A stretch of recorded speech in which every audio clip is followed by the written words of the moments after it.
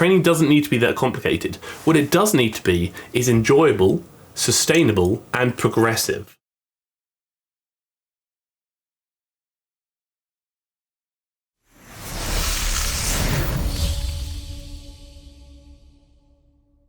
Well, I'm going to keep the intro quite short because I don't want to waffle too much. Shock. I'm actually going to say it very quickly now, is I've created 2 more YouTube channels, which will be linked down in the description box, but also on the TFNL channel homepage. One is for TFNL Shorts, where I'll be uploading like short form content, so likely repurposed YouTube videos, maybe some things I take from TikTok, bits and bobs. I'll be doing that over the next couple of weeks. And also TFNL Gaming, where I will be streaming games every week, like horror games, fun games, all kinds of games. I'll be streaming that over on that YouTube channel. So if you fancy tickling either of those, TFNL Shorts or TFNL Gaming, then please do consider subscribing to those channels. We're actually doing the growth guide today, which I did tease in the last video, and we're going to talk about the pecs, so the chest region, and developing that muscle group. It's coming to the end of our growth guide. We don't have that many episodes left. At the end of it, I will be releasing a growth guide PDF, which will hopefully be probably one of the most comprehensive workout guides as well as educational pieces of content that may have ever graced the fitness industry, because I'm looking to make it bloody splendid. I've been working on it for a couple of months, and I've still got a couple of months to work on it now, and it's going to basically teach you pretty much all you need to know about how to train effectively, in addition to teaching you how to program effectively, and also giving you a workout program to follow for a period of weeks, maybe 8 to 12 weeks if you want to. It's going to be bloody madness, so just hold on for that. Obviously, we're going to crack on with the video. Like I said, we're going to talk about the pecs. Before we do so, we'll very quickly do the things that need to be done. If at any point throughout this entire video you decide you like the video, please let me know you like the video by liking the video, and maybe even by subscribing to the channel, as I would very much appreciate your support. Ever since the content creator I won't mention did slap my channel and give me a copyright strike, which was since removed, YouTube have decided they doesn't like me that much anymore and has stopped pushing my content to not only my current audience but also new audience as well. So I would very much appreciate all the engagement, the likes, the comments, the shares, because it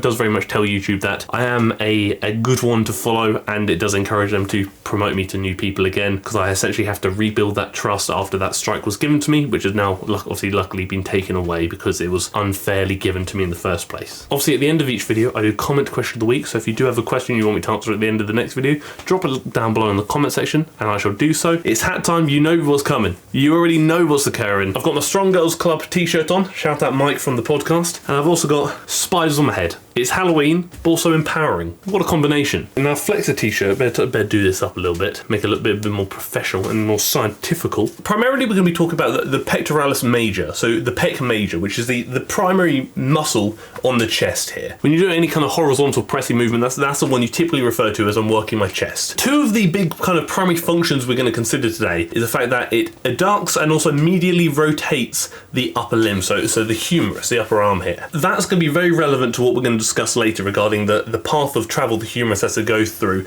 in order to make a pec movement potentially effective. The pec is kind of split into what some people consider 2 heads, other people consider to be 3 heads. You've got the clavicular fibers, being the upper chest fibers. You've got the sternocostal fibers, which is essentially the mid to lower chest, which is also split into the sternal fibers and then the costal fibers. So we essentially go upper, mid and lower pecs. You can never isolate single fiber divisions of any muscle, so you can't isolate either the clavicular fibers, the sternal fibers or the costal fibers, but you can place greater emphasis on them, thus biasing them slightly more depending on the movement you're choosing to perform, which we're going to get to shortly. And when dictating whether a movement is effective for the pecs, one of the big things we do consider is where our upper arm is going. So where is that humerus going? The key thing we're looking at doing is bringing that humerus across the body. So if you think about doing a fly motion, the humerus is coming across the body. You think about doing a pressing motion, the humerus again is coming across the body. How much the humerus comes across the body plays a big role in that. So for example, the bench press, which is a standard barbell bench press,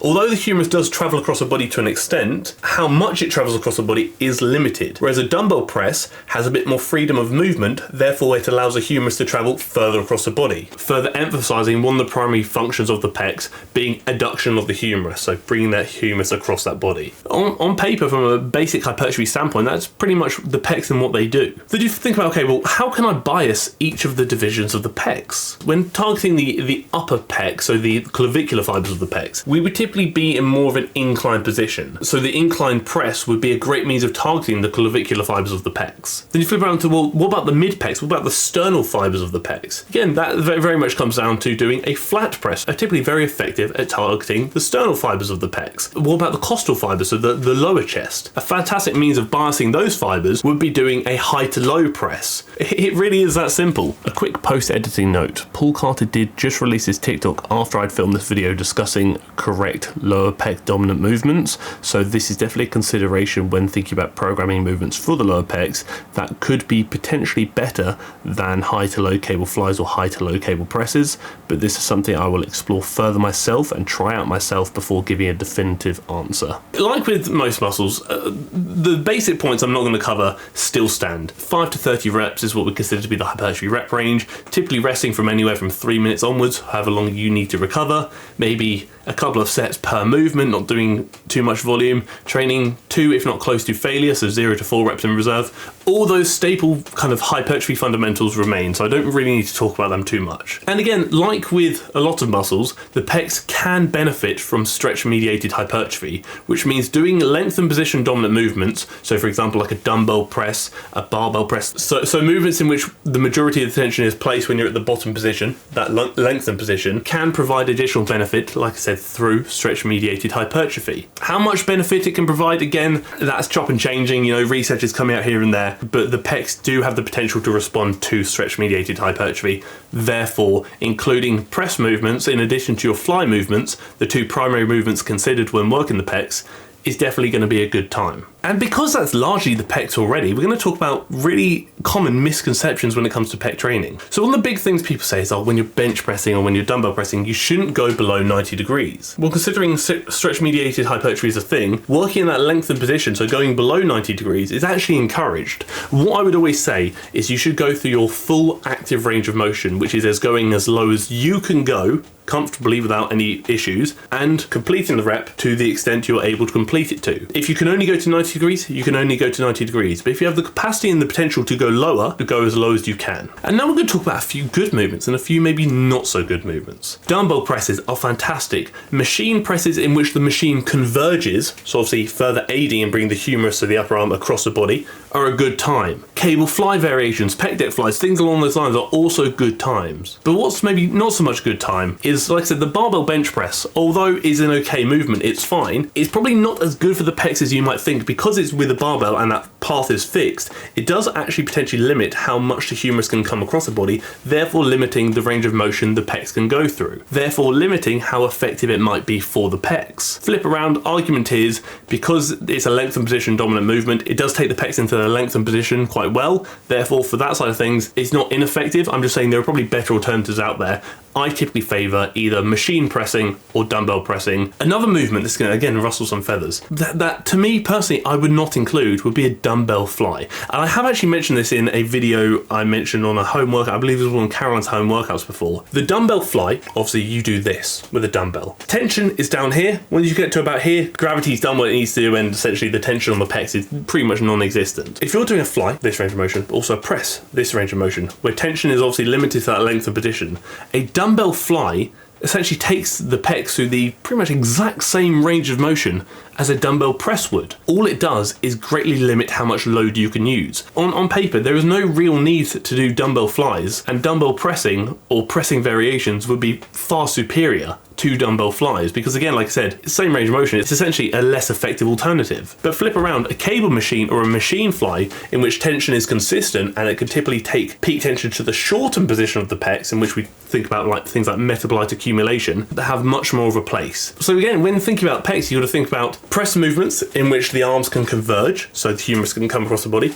and fly movements in which there is sufficient tension throughout the entire range. Do you need to do fly movements? Arguably no. You could do things like press arounds, which is like an alternative to a fly, which again very much works the pecs in their shortened position, but could also lead you to shorten the pec even further and have greater potential for progressive overload, therefore potentially be even more effective than flies. It really is up to you. I personally include pec deck flies and fly variations because I like them. You don't have to, and arguably it may not actually be optimal to do so. Is being that optimal really that important? It very much depends on the person and their goals, and also the equipment they have access to. Would I ever train the pecs on their own in their own separate workout? In most cases, probably not. I've already gone through my upper body workout in my workout analysis I did a few weeks ago, in which I did 2 pec movements, which is probably how many I would do for me personally in an upper body workout. But a push workout, again, I've also gone through this in the shoulder growth guide series, but we're going to tickle it again. When formulating a push workout, I think realistically, you only really need up to 3 pec movements, so 3 chest movements. And I would typically say 1 movement per fiber division of the pecs.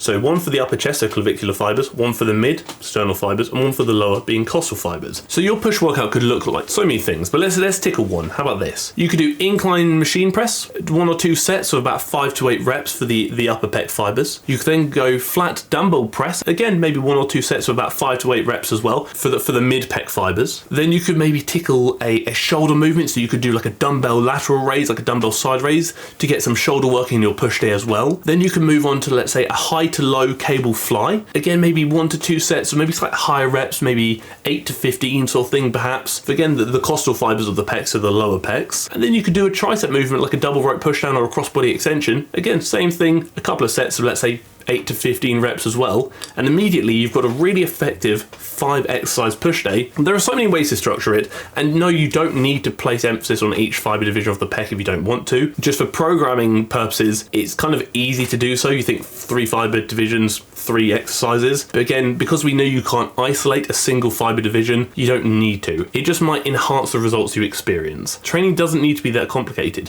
What it does need to be is enjoyable, sustainable, and progressive. So you like what you're doing, you can stick at what you're doing, and it helps you achieve what you want to achieve. If you're ticking those boxes, you've pretty much nailed it. For further information on like how to structure a push day or an upper body day, have a look at my upper body workout analysis I did a few weeks ago, or my shoulder growth guide video I did a couple of months ago, which will go into greater detail on both those things, being upper body workouts and shoulder workouts as well. But now that's done, we're going to crack on with comment question of the week. And it's a bit different because I'm just going to cover a small piece of a comment that Kath left for me on the recent video. Harry, will you ever have merch? Merch is in the works. Trust me, merchandise and clothing is definitely in the works. I'm trying to find something that's good quality, a good fit, but also fairly priced. You know, I'm not trying to take the mick with anything. I want it to be something I'm proud of, but I also want it to be something you would be proud to wear. So that's why I'm really making sure the quality is good. And ideally, I did want to get merchandise sorted by November. But of the suppliers I did look at and the samples I did get, the materials were great and they were ticking a lot of boxes, but the fit just wasn't there for me. So I've had to go elsewhere, and now I've had to almost start from scratch to make sure that what I'm producing is of quality that I can be proud of. I'm never going to push, sell, or promote something that I'm not fully happy with and something I don't fully believe in, because again, it's a reflection of me and TFNL, and I wouldn't want anybody to develop negative perceptions because of my behaviours or because of something I'm promoting that shouldn't be promoted. So I do apologise it's taken so long.